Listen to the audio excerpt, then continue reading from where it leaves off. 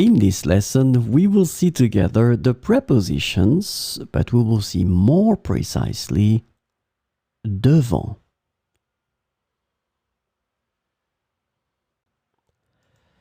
So, of course, the first thing that we need to see together is what is une préposition?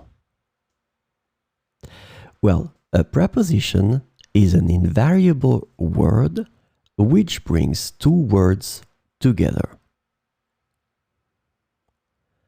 The second word is called complement, and it allows to specify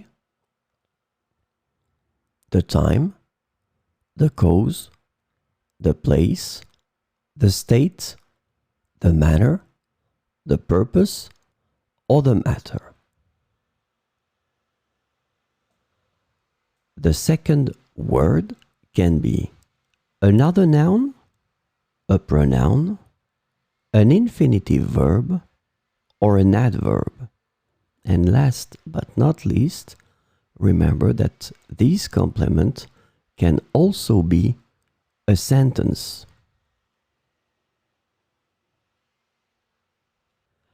So, this lesson is about the preposition devant, and the preposition devant translates to in front of in English.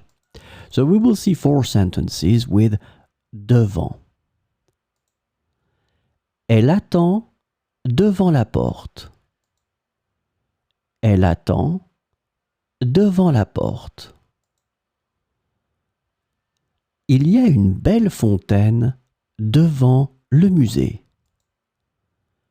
Il y a une belle fontaine devant le musée.